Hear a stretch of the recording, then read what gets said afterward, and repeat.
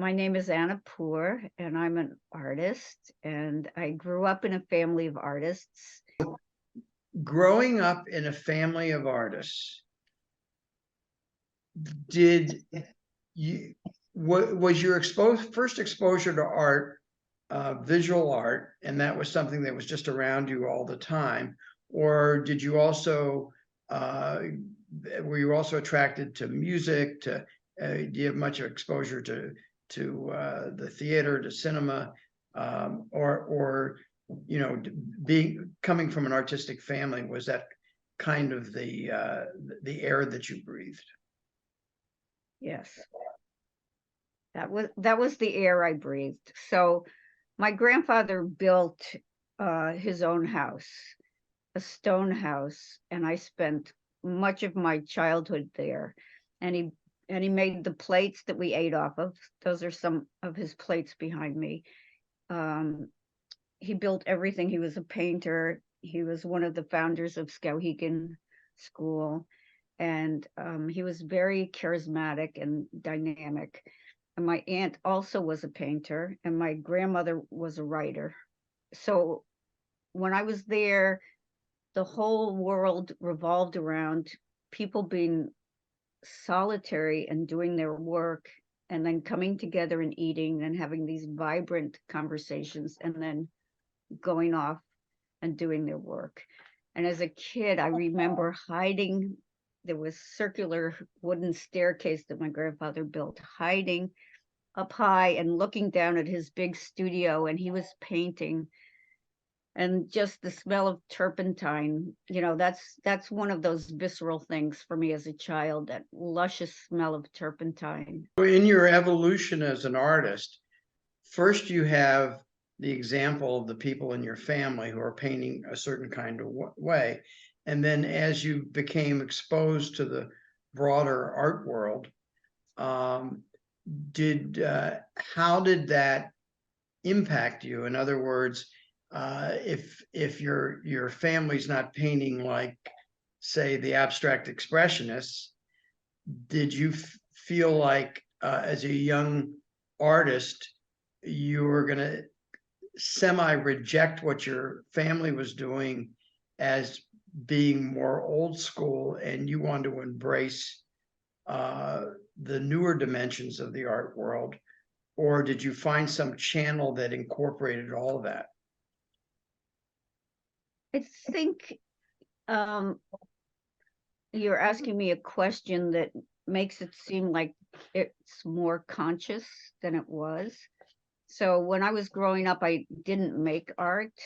I thought I was going to be a poet because I had all these visual artists around me. But so then when I left home, then I started painting and making sculpture, and then I could kind of came back to the fold as a visual artist. And it wasn't so much, it was really about the lifestyle, that I understood that lonerness of being an artist. And I think that that's just part of my personality, and that dedication to craft and being serious about it. I think that's what I took more than the visuals, was just a sense of purpose, and also that art was important.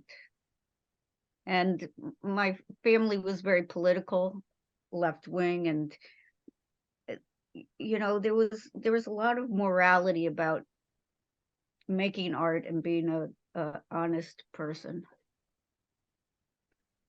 And who were some of the artists outside your family that you were exposed to at a relatively early age? Well, dead, but But- Botticelli and Giacometti. Oh my God. Wait a minute. By exposed to, I mean that you met you met Okay. face to Okay. So face. Sidney Simon was a huge, huge part of my life. He was like a second grandfather to me. He lived through the woods from my grandfather's house, and a house that my grandfather built for the playwright Maxwell Anderson. And so I grew up running through the woods back and forth to these different studios, and so I'd say Sydney.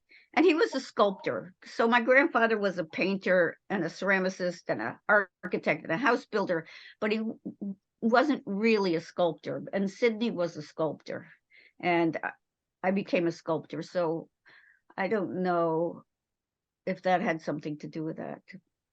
And so when you mention that, what that brings to mind for me is that you have always had a playful sense of humor that sometimes is evident in your work, and also been a very serious person, which is also evident in your work. And I think Sydney was the same way. I mean, he would make sculptures out of broken tennis rackets, and at the same time, he could make conventional classic sculptures.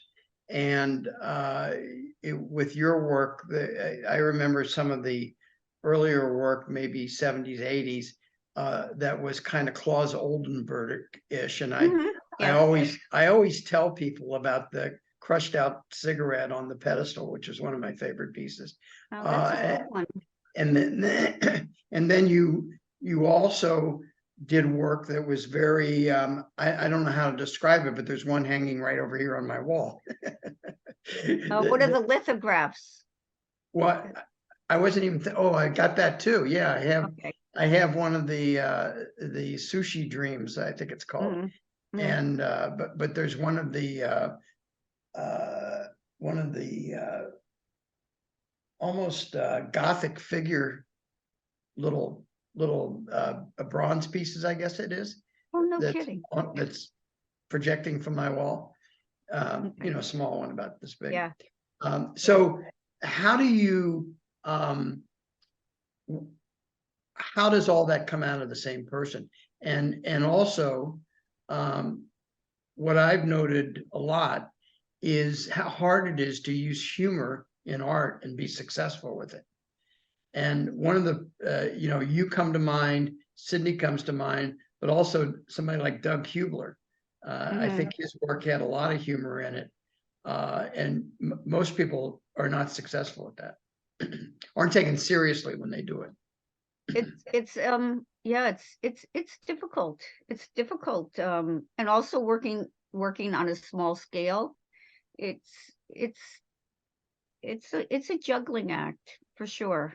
For sure. And I like that push and pull. You know, I wouldn't necessarily call it humorous, but I you know, I always talk to my students about political art and narrative art because I think that's what I'm interested in and that's what I try to do. And the idea that something has to be beautiful so you keep your viewer, right? It has to be beautiful and then you can say something. So the same thing with the humor is a way of maybe bringing somebody in and having their defenses go down and then they can look at a piece. And, you know, because Sydney's pieces on the surface, some of them were so flippant, right? But they were technically, and there was a lot of very serious work going on there, both technically and conceptually. And so I think humor lets you in and you can say serious things.